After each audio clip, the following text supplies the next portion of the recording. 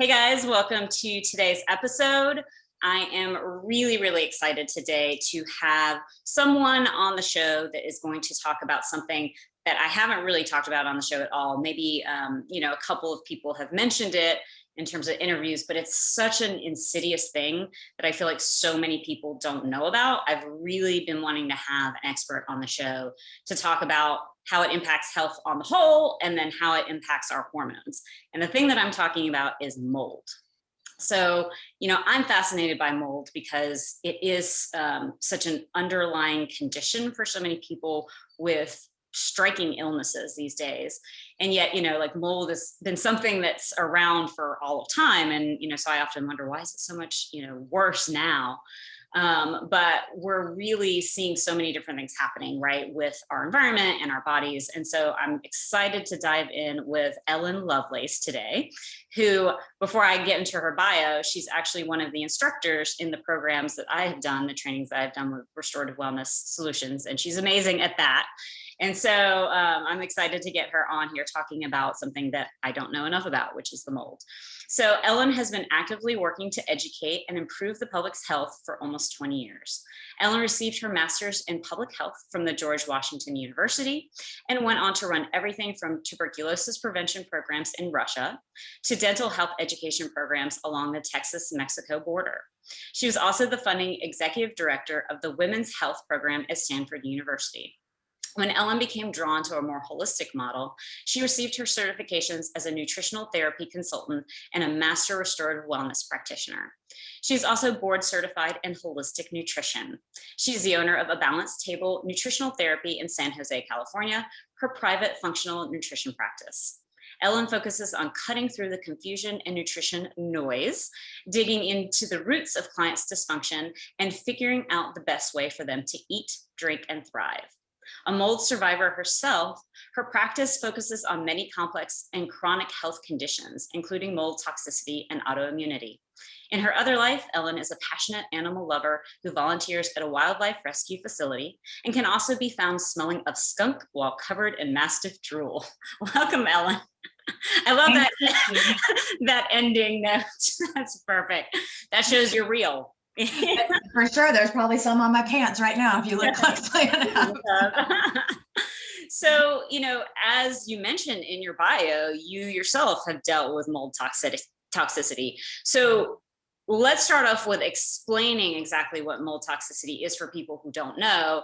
And I think a lot of people don't even realize like mold can get in our bodies and set up shop. So if you could tell us a little bit about that, that'd be great. Yeah, absolutely. Let's understand what we're dealing with and how it gets there before we know what talk about what it can do to us for sure. So, mold is a fungus that we're all very familiar with fungus, and there's probably about 2 million identified species of fungus. Of those, there's about 300 that are known to be pathogenic or dangerous to humans.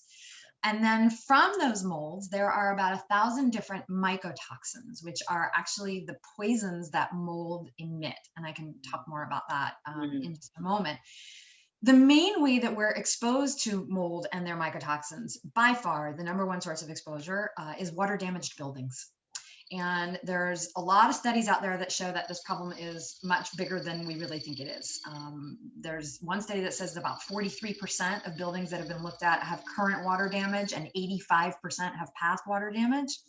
And another one estimates that about 50% of homes and 80% of public buildings, so things like schools and hospitals, have water damage in them as well. And the thing that people don't realize, even a lot of even mold remediation experts don't realize, is that mold can start to grow within 48 hours of a water event.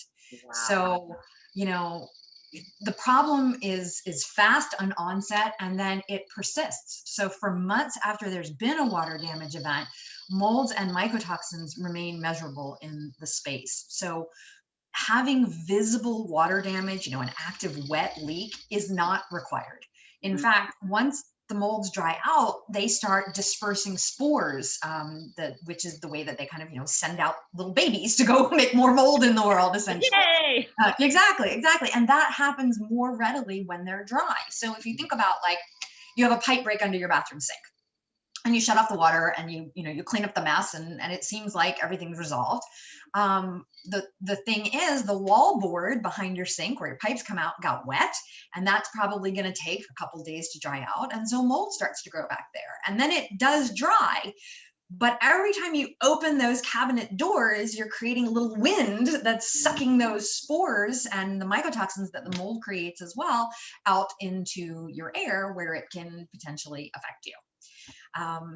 Yeah, I can't imagine a house that doesn't happen to at some point. No, and you ask anybody, has your bathtub ever overflowed? Has your hot water heater ever ruptured? Everybody's had that happen in a home, let alone in a school or a hospital that has a flat roof, where the problem is usually generally much, much worse. So the mycotoxins, what they are is essentially the mold's defense system. So it's a living creature, like everything on the planet. It wants to thrive.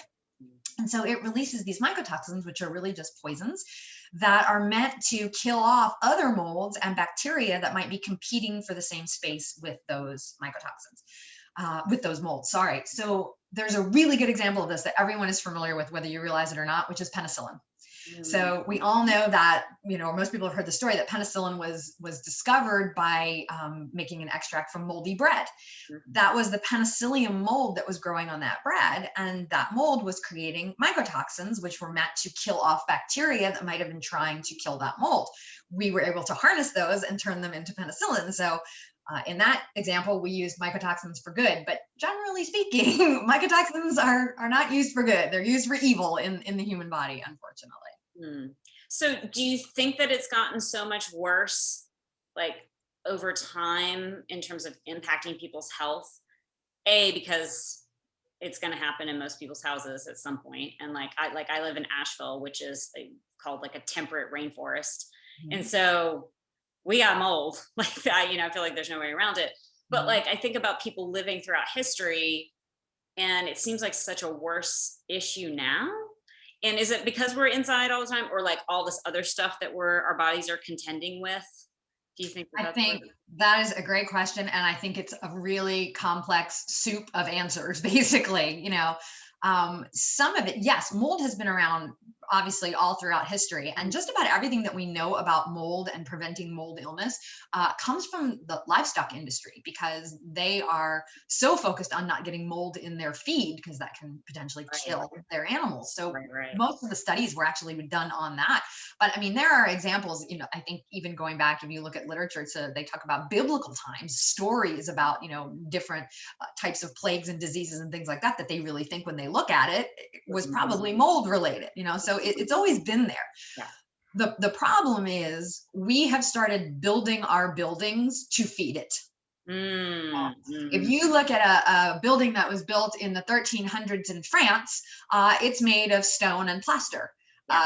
And tile, probably. There's nothing there to feed mold. Gotcha. But a modern house is made of wood and paper, wallboard and wood. And there is nothing that mold wants to eat more than wet wallboard.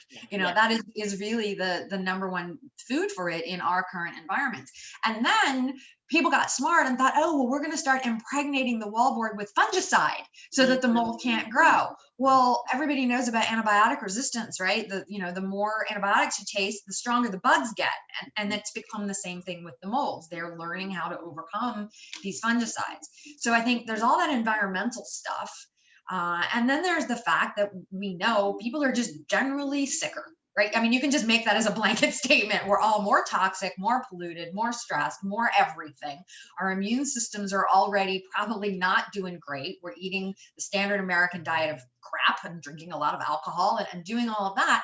And so you've got a system that's primed to be taken down by some sort of a toxin coming along that maybe 100 years ago would not have been nearly as problematic for you.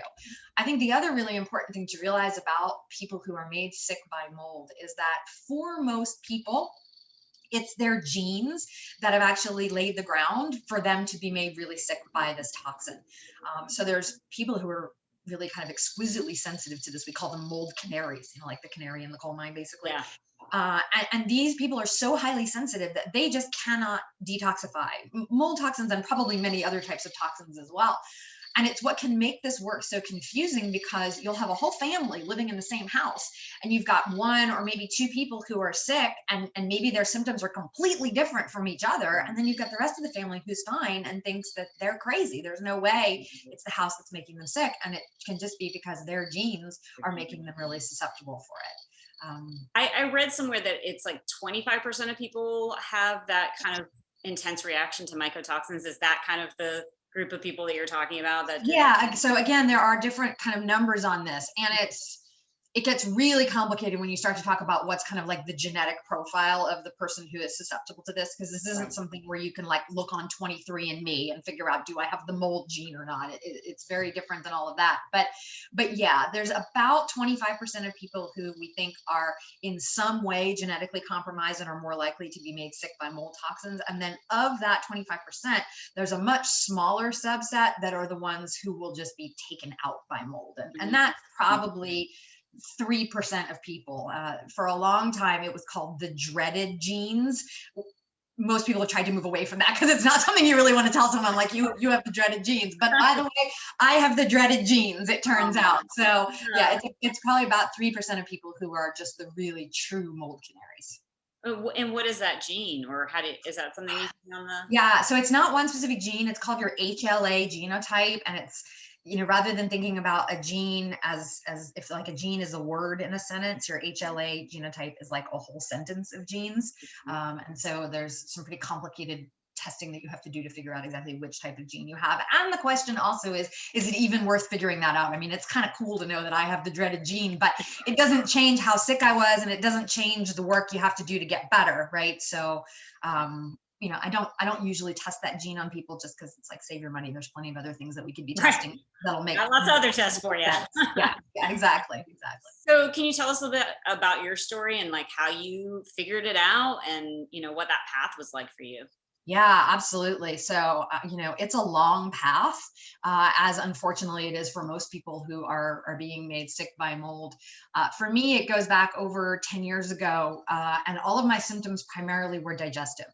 The easiest way to describe it is I was just nauseated 24/7. It didn't matter what I ate. If I didn't eat, I had a variety of different food sensitivity tests done. Obviously Western medicine couldn't figure anything out. There was, quote, nothing wrong when you ran all the tests. And the naturopaths, food sensitivity testing, we figured out, okay, I needed to get off dairy and a few other things. And that would help for a while, but it always came back. When my nausea was at its worst, I would also have a vertigo with it. So it was like bed spins. You drank too much and you lay down and the room was actually spinning. That's what I would feel like when I would lie down, but I hadn't had anything to drink. I went to functional neurologists, we figured out, okay, there was some stuff with my eyes and my cerebellum, but we were never getting to the root. My symptoms were always much worse with my period. So we looked at all of my hormones. They were mostly just terrible. My hormones were in the toilet. I mean, I'm 50 and I'm still a cycling woman, but I've always had hormones that were so low that it's kind of amazing that I am still a cycling woman. But I don't have, a ton of symptoms from that. So it's like we kept figuring out little things. I figured out I had chronic Epstein-Barr. Okay, that could explain some of the fatigue and the swollen glands and things like that.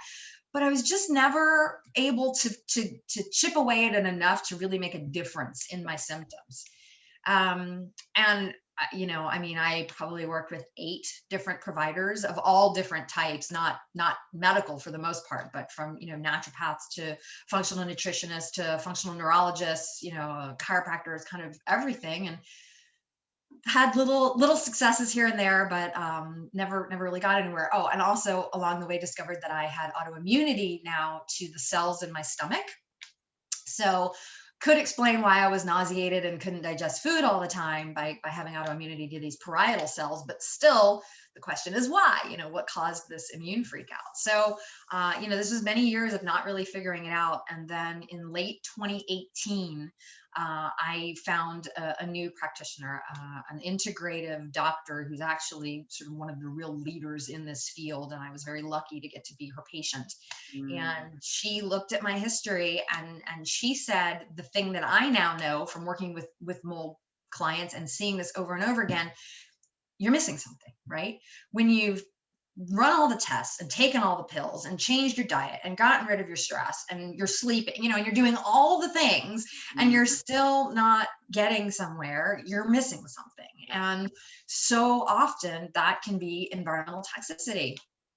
As a practitioner, I was always like, mold, those people are so sick. Like, I don't want to learn about this. I don't want to work with it. I don't, I'm going to leave that to somebody else. And then, the universe. Here you are.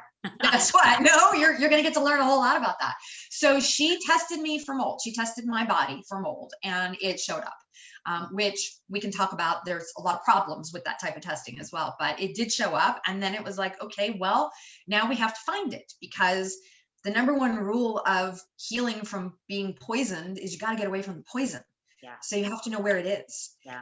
And because I work from home and have for years, it seemed most likely that it was in my house. But, like you said in my intro, I live in hot, sunny San Jose, California. It's not humid here at all.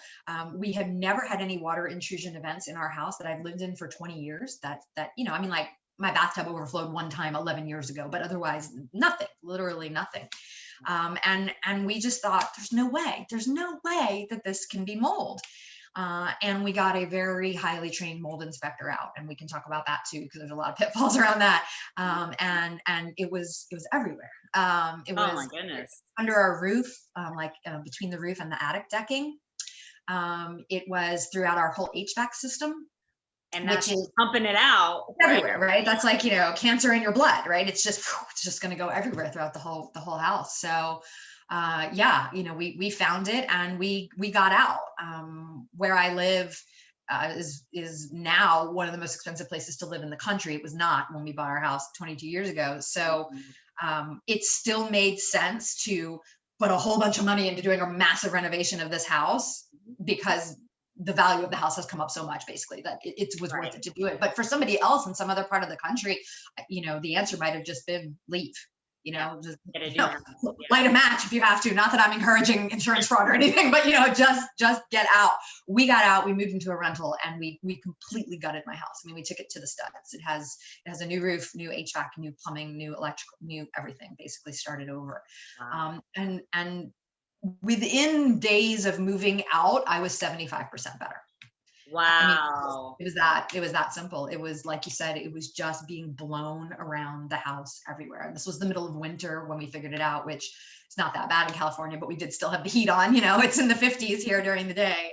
And so it was just being pumped everywhere, basically. And then I embarked on a very long mold healing protocol that still is happening at some much reduced level at this point, basically. And I think there will be parts of my health that may never fully recover. I may not be able to get rid of the autoimmune attack on my stomach. That may never go away. And do you pretty much think that the autoimmune happened because of the mold? I mean, yeah. I mean, mold does, oh my gosh, it does so many things in your body. And we should totally talk about this, but it one of the big things that it does is it causes massive immune dysregulation. And so that can be that it causes massive immune suppression, right? So that you're really susceptible to all sorts of things. I had mono in 11th grade. So I've had Epstein-Barr in my body since I was 16 years old, right? And by being so immunosuppressed from this mold, it was able to come back and become problematic again, become a reactivated infection. Not only can it suppress your immune system, but it can cause, massive upregulation of the undesirable parts of your immune system, which is what then starts to create autoimmunity. So for me, it was to my stomach, which is probably why I was nauseated all the time, but it could be autoimmunity to anything. It could be to your nerves, your thyroid, your joints, your brain. It could develop to just about any tissue, really. So was the mold, did you know where in your body? Like, is that something they can determine? Like, was it in your No, and I don't think, that's a good question. I don't think for the most part that matters. I mean, the mycotoxins are so incredibly small. think about them like a poisonous gas, because that's really how small they are. You can have mold behind your wall, like a leaking pipe behind your wall. There's mold growing back there. You never see it. You don't know it's there. The mycotoxins can come through your wall board and you can inhale them, right? So it really is like a gas. They're so small that they get all the way through your lung to your alveoli, get out into your circulation. And then they're what's called lipophilic toxins, which means fat loving. Yeah. So they can cross the lipid membrane of every cell in your body. So they can go into every cell. In your brain. Yeah, they can go into your brain. They kill the cells. They shut down your mitochondria, so you have no cellular energy. I mean, it's pretty much, they can affect just about everything. We call mold the great imitator, because you name something and we can pretty much explain how it could be caused by mold toxicity illness. The one place in the body, well, really two places in the body that it can actually colonize. In addition to the mycotoxins, you can be physically colonized by mold. Certainly it can colonize your intestines, right? We think about that all the time. We look for candida infections on gut testing and things like that. It can colonize the lung. As you're inhaling mold spores, you can actually get a fungal infection in the lung, which is one of the only kind of medically accepted forms of mold sickness, is actually being colonized by mold, which in the lung, that's pretty rare. You're not going to see that super often. The one thing you do see a lot is actually colonizing the sinuses. Oh, that makes sense. Because we're breathing this stuff in, and yeah, the mycotoxins go on and do their deadly work, but you get the actual spores in your sinuses, and it can really colonize. You see a lot of people with sinus problems, asthma, respiratory, all that sort of stuff with mold. And then you've got mold sitting in your sinuses, pumping out mycotoxins, which are going right up the olfactory nerve into your brain. That olfactory bulb sits right next to your hypothalamus and pituitary. And now ask me why you have hormonal dysregulation, right? Because nothing works anymore when everything is being so inflamed by having these poisons coming essentially directly in. Right. And I have a friend and client who has Ehlers-Danlos, or however you say it. Yeah. The dystonia that goes along with that. And I know it's been coming out that in a lot of cases mold underlies that, right? Yeah. It's like, there's a lot of thinking with that Ehlers-Danlos syndrome, which has always been thought to just be like a connective disease, connective tissue disease. People are like super flexible and their skin is kind of stretchy, and it's not a fun condition. There's a lot of like blood clotting stuff that goes on with it and all that. And there are a lot of people saying now that when you have an Ehlers-Danlos diagnosis, which is not a super common diagnosis, you need to be looking for mold. Yeah.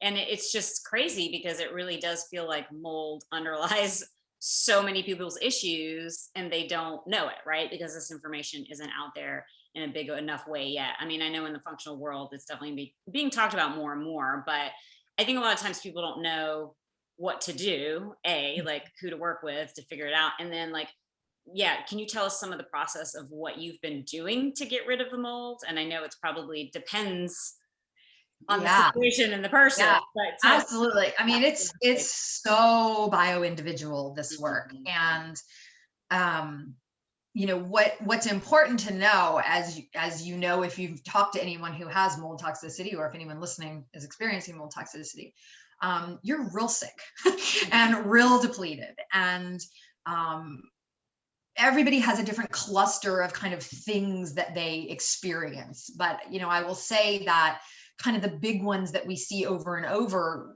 this will help you just kind of understand how depleted these folks are to begin with before you can even begin to do something about it. Not only do you see the respiratory issues and the gut issues and the autoimmunity, those come up a lot.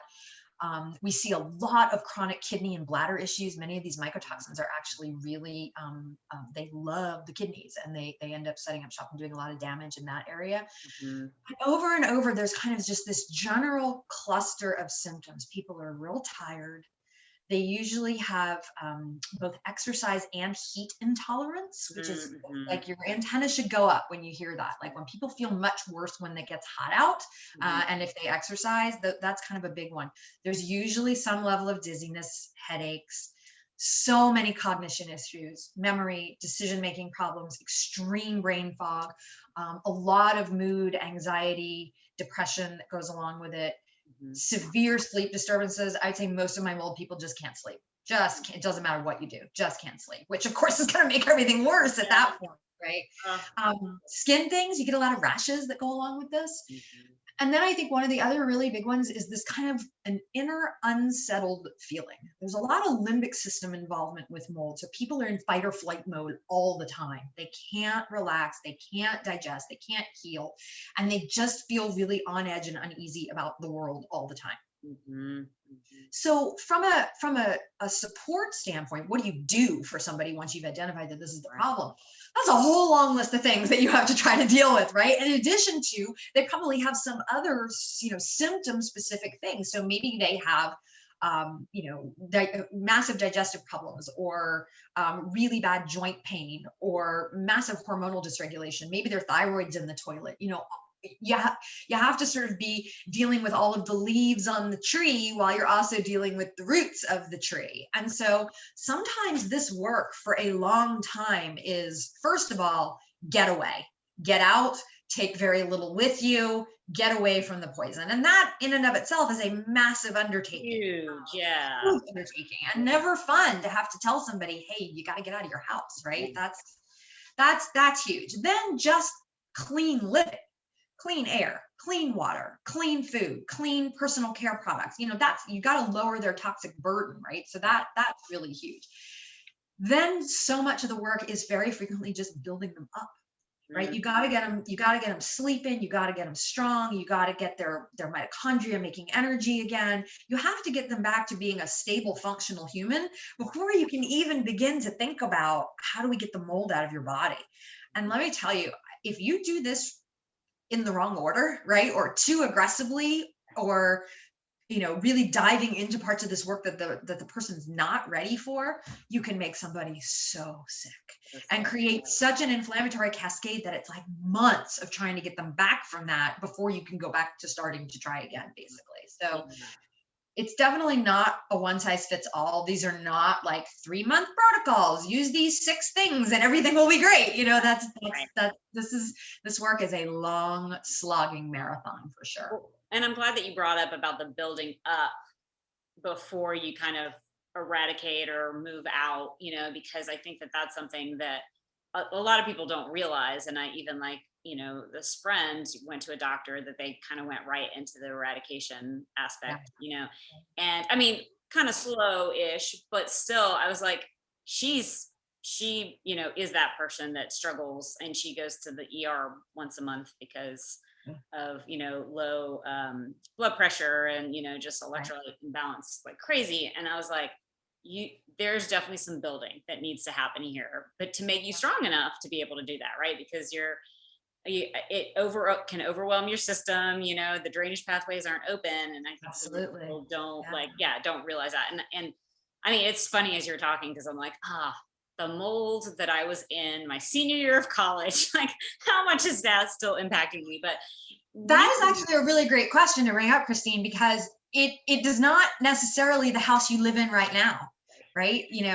Particularly if you're one of these mold canaries, if you're somebody who genetically can't clear this stuff out, it could be your college dorm, Mhm, right? It could be the house you mhm. grew up in that had fuzzy black walls in the crawl space. Oh, It really, they are persisting in every cell of your body. They're hanging out in the little fatty membranes, just having a party, shutting down your mitochondria and doing all sorts of other awful things. yeah. So yeah, it's not necessarily this house. And as a practitioner, one of the most important things towards figuring out, are you dealing with a mold problem, is taking an incredible case history. Because like you said, I mean, everyone's had a leak in their house or something, but it's not until you really start to probe that, I had a client who said, oh, well, I remember when I was in college, the dorm room 2 doors down from me, they had to move the girls out because the mold problem was so bad while they remediated it. That was 2 doors down from her. Yeah. You think she didn't have mold too? Of course Right, she did right, in her dorm right. room, right? So Yeah. yeah, it's not necessarily the place you are right now. It also could be your workplace. And boy, does that get complicated, right? If you work Oh, out at home and absolutely. that's where the mold is, that's really complicated. Phew. I mean, I guess at least with COVID, in a lot of cases, it's easier for people to not work at their place of business, but that's not option for everybody, for That's sure. true. And a lot of people are developing more and more mold toxicity illness in the last year because they are in their house all the time, right? Right. So if the mold's in their house and they got to leave for 10 hours every day, now they don't leave. And so a lot of people have gotten worse. Yeah. So how long do you feel it took you before you started feeling better, or was it just so like incrementally, so just give people a Yeah. I idea. mean, I would say that that first increment was fast and big, Okay, when you moved out. easily 75% better. Like the vertigo stopped, the weird skin rashes stopped, the memory issues and brain fog gone, the Mhm. swollen glands gone. I mean, that was all as soon as I got out of my house, basically. The things that I've continued to work on over the last few years have been digestive. I just don't think my stomach, at least not yet, is ready to perform the way it's supposed to. And so, I still have to work on that. Mhm. And then the hormonal stuff, I think is stuff I am still tweaking, but also I am 50, so things are going to be changing potentially in the next few years. So that will probably be You have no control over that part. yeah, exactly. So that will be an iterative process of tweaking that, I would say. But and in the mole clients that I work with, I would say it's the same sort of thing. We chip away at it and we get little successes here and there as we are getting them out of the house and getting their environment cleaned up and all of that, and then it starts happening pretty quickly. Gotcha. It's not like any healing process. It's not this, right? It's not just a constant uphill. There's a lot of this that goes on for sure. Yeah. There's always somewhere along the way, usually a re-exposure that happens. You become more sensitized to this once you get out of it. Right. And so then you go to a hotel room or something and, it all kind of comes back, but you will recover from that a little more quickly. Like you get faster and faster at bouncing back from it, but that does happen too. So it is something that people kind of have to just be aware of for probably the rest of their life once they've had. Yeah. I mean, I have always wanted to live by the ocean. Like I have just always thought 100% I will live by the ocean. I'm in California, but I'm a good, 40 miles from the ocean here, basically. And I just have to accept the fact, and my husband is from the South, right? And I just have to accept that I'm not going to be able to live in either of those two places. Like Yeah. I'm not retiring to Florida. That No, there's definitely there's not. no way, or Hawaii or whatever. And so, not that you can't have mold in the desert. Houses that are poorly constructed in terms of HVAC systems and plumbing. Some of the worst mold problems can be, people in Arizona, where it's again behind the walls and you just don't even know it's happening. Particularly when they try to cool those houses down really quickly, and you get a lot of condensation in the system. So don't think that because you live in Phoenix you can't have mold. That issue. Yeah. Wow. So you mentioned earlier about how, particularly like thinking about the mold going into your nose and then impacting the hypothalamus and pituitary. So what are some of the ways that you really see mold impacting hormones? Like, does it show up a lot that people have lowered hormone function, or is it like, can it make the estrogen go crazy? What's the deal? Yeah, that's a good question. There's a lot of different ways that we see it. I would say the general trend is that it makes hormones bottom out. Not always, not for everybody, but that is sort of the general trend, with that hypothalamic, pituitary, adrenal axis or thyroid axis or gonadal axis, those really get disrupted. And so you tend to see suppressed levels of all of the stimulating hormones and then suppressed levels of the end result hormones. The one that we sometimes see rather elevated is cortisol. Mm-hmm. That you can get increases of the release of the corticosteroid stimulating releasing hormone, and that can give you increased cortisol levels, which certainly also goes along with that kind of anxiety ramped up, being stuck in sympathetic state. People can't calm down. That all kind of goes along with that, I would say, for sure. Yeah. Definitely, sex hormones. We see a lot of low testosterone for sure. Like across the board, women and men, or more with women and men. Yeah, very often. Mm-hmm.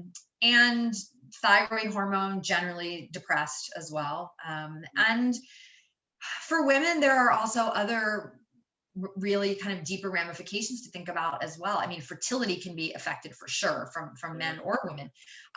Repeat miscarriage, that can happen as a result of mycotoxins. Mycotoxins also can cross the placenta and are found in breast milk. So this is Sure. incredibly important for anyone. And I've had clients like this who have been living in mold, dealing with it, and want to conceive. Yeah. And that's a very difficult conversation with them about why that's really not a good idea at that point. Mhm, Um, mhm. So there's endometriosis. definitely Go ahead. so in terms of like uh if you have it, can when you're pregnant, can your baby get the mold in that way, or is it just via the breast milk essentially once they get there? Yeah, that's a really good question. I mean, certainly if we know that they cross the placenta, Mhm. then the question becomes what kind of an effect can they have on the fetus? Yeah. I don't know that there's really data on that, to be honest. Mhm. Probably I not, would, because we're not yeah, studying this stuff enough yet, right? yeah, I'd imagine it's a situation most people try to avoid as closely as possible. And I'm sure lots of people have been unwittingly living in mold and had very healthy babies, right? Yeah. So Yeah. I think if you know it and you can do something about it, it's a situation to try to avoid. And certainly somebody who's really mold sick, that's not a body that's ready to take on growing another human being Right. at that point anyway. So, you want to try to get on top of that ahead Yeah. of time. There's evidence as well, I would say, other things your listeners might be interested in: endometriosis and chronic pelvic pain. Oh, Those things can both be associated because they are inflammatory right. conditions, and endometriosis can be very tied to toxins. Right. So yeah, we do see a lot of that. Blood sugar elevations, that's another thing that I would say, in terms of things we see very often, and not necessarily just being depressed.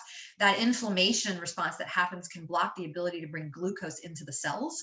So Mm. therefore you get a lot of elevating blood sugar. That's another big one as a clinician that you see. It's like someone who exercises and eats a great diet, and every time you run blood sugar, their fasting insulin and fasting glucose are going up. And you're like, You're there's like, no what's going way. on? Yeah. Yeah, there's no way this person's living a pre-diabetic lifestyle. How is this happening? Yeah, interesting. So when you And mentioned the endometriosis connection, a lot of times you think with endo that um, I was like estrogen.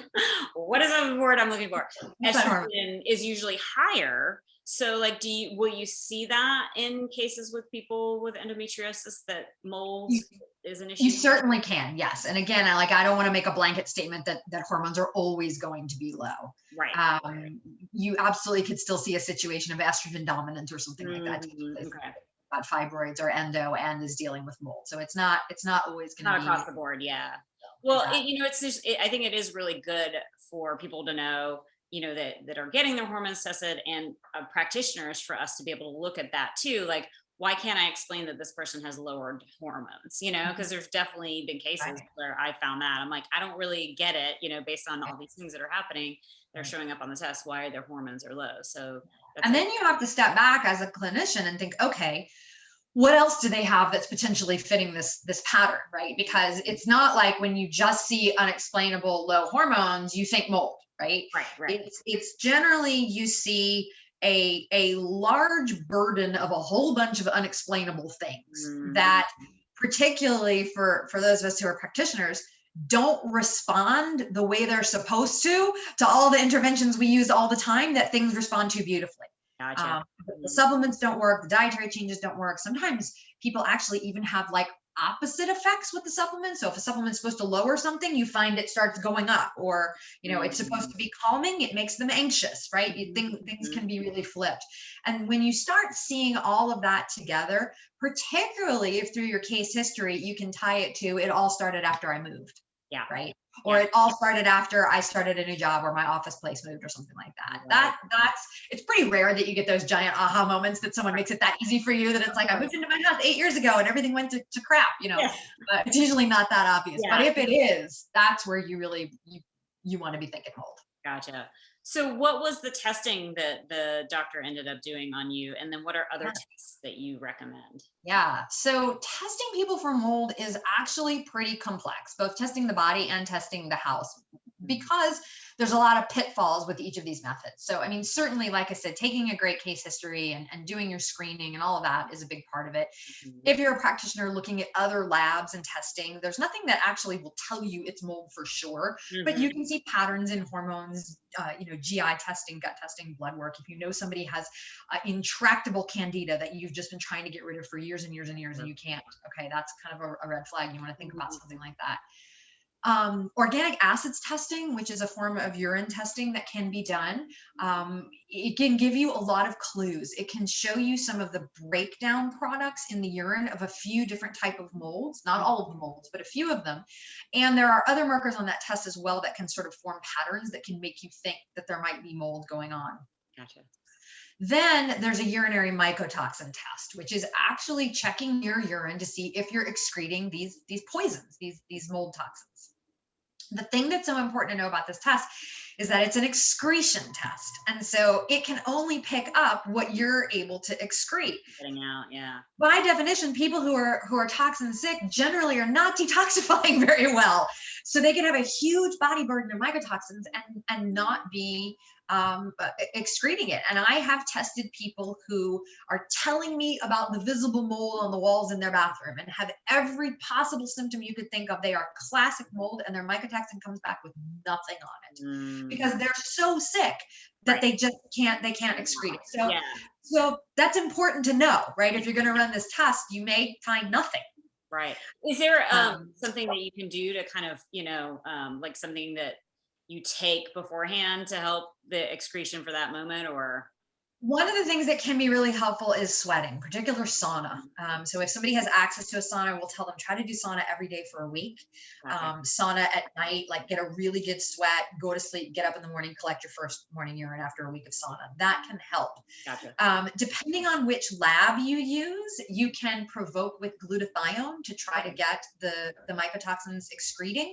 The lab that I use primarily, you don't want to do that. It will confound the test, and the test can't see the mycotoxins. So you have to know that if you're running this type of testing, for sure. Right. And then the other testing that can be done that my doctor did for me and that I'm doing with clients as well, which can be very telling, is blood testing, where you're looking for a whole variety of different inflammatory and hormonal markers that are probably nothing most people have ever heard of. Weird markers, TGF beta and C4A and MSH and MMP9, and it's like an alphabet soup of things that you have no idea what it is. But these are markers that have been shown by some of the leading minds in this field that elevate or drop in some very specific patterns when there is mold toxicity illness. And that can be the thing that tells you, okay, my urinary mycotox didn't tell me all that much. My organic acids test, it looks like it might be going on. I'm still not fully convinced. You run that blood panel, and that's where you can really get the kind of ahas that you can really see the effects in the body. Gotcha.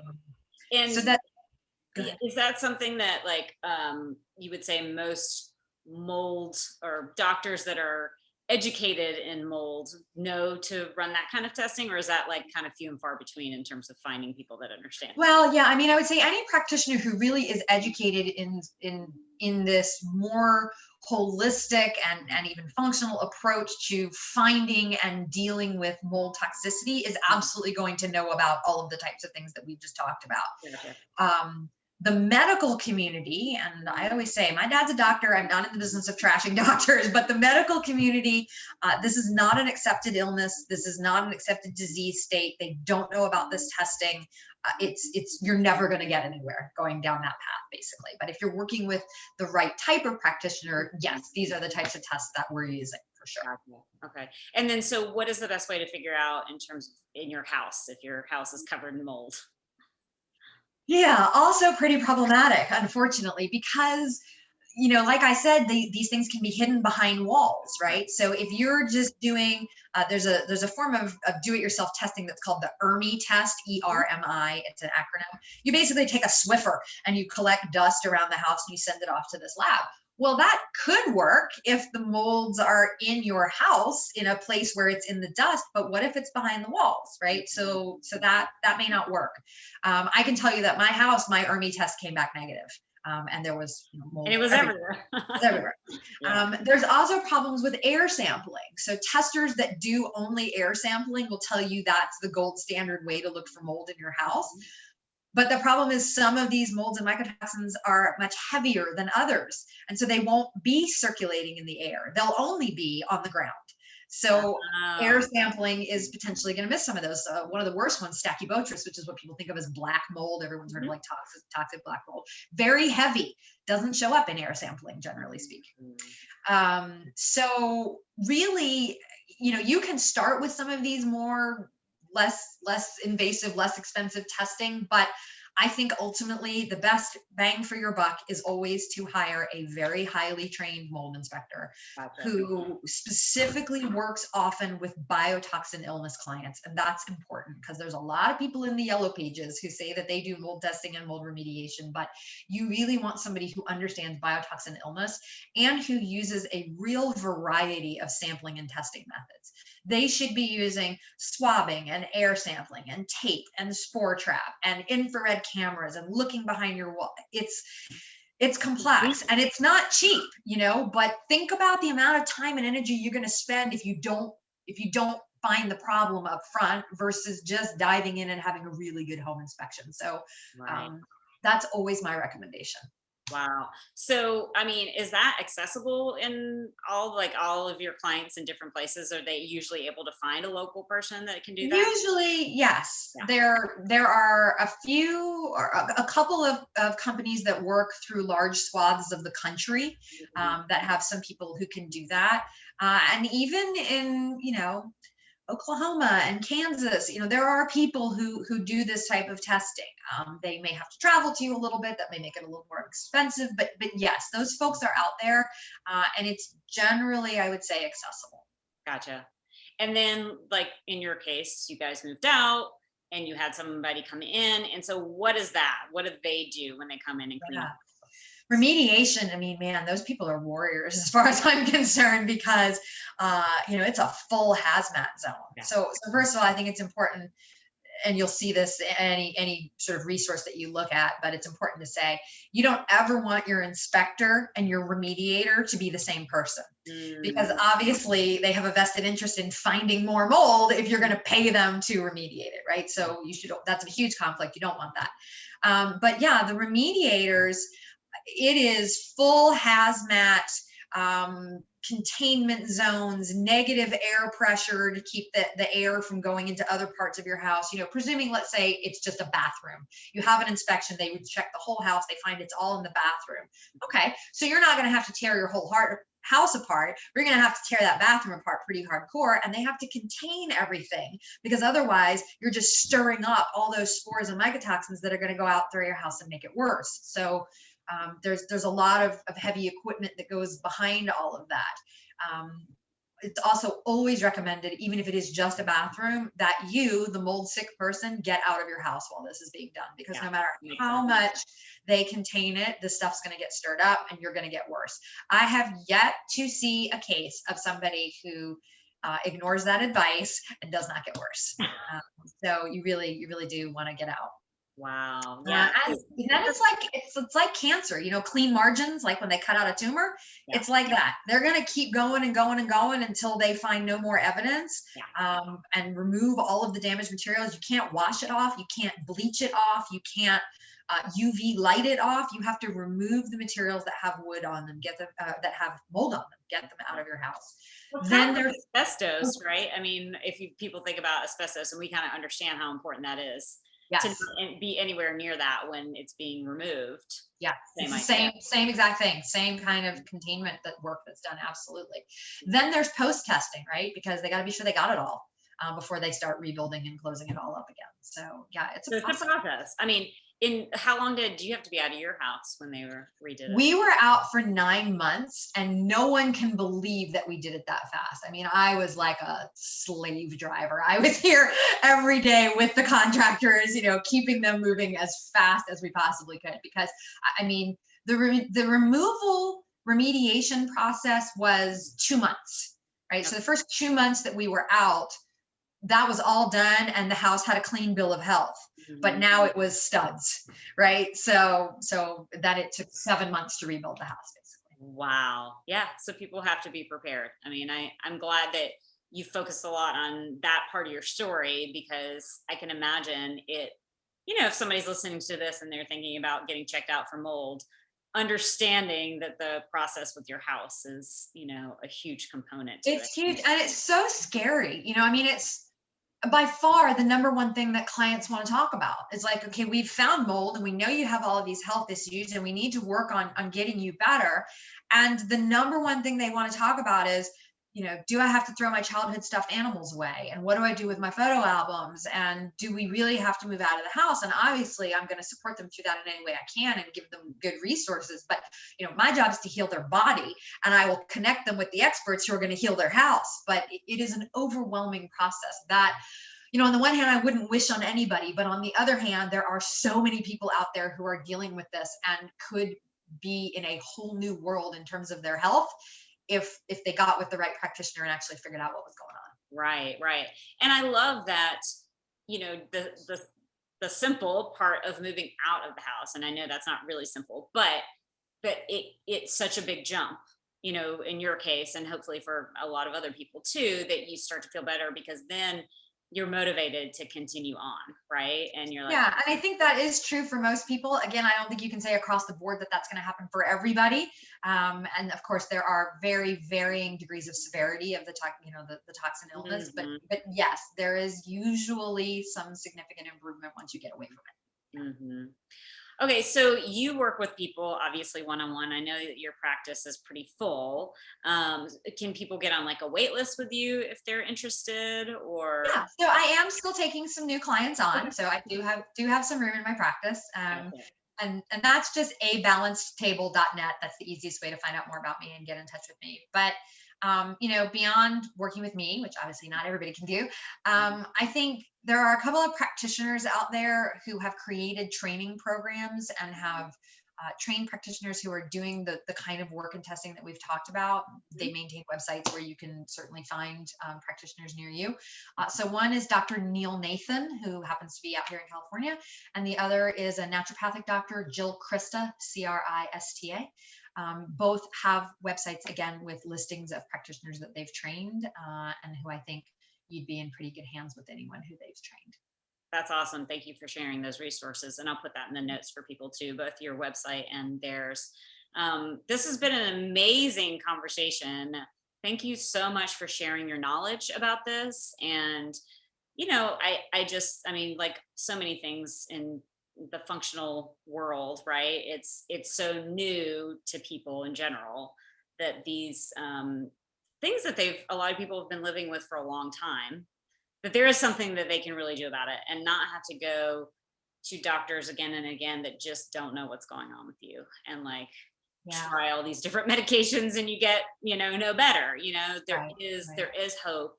And even though it is a long process, that you can feel so much better. And I mean, that's what we Absolutely. need And to I think, feel, right? yeah, and for so many people, it's just such a relief to finally know, Yeah. like, I'm not crazy and it's not all in my head. And it's not just hysterical hormones or whatever. It really, there's something wrong. And that, no matter how big the journey is to get through it all, for so many people, is so huge to just have the relief of knowing that there really is a thing that's causing all of this for them.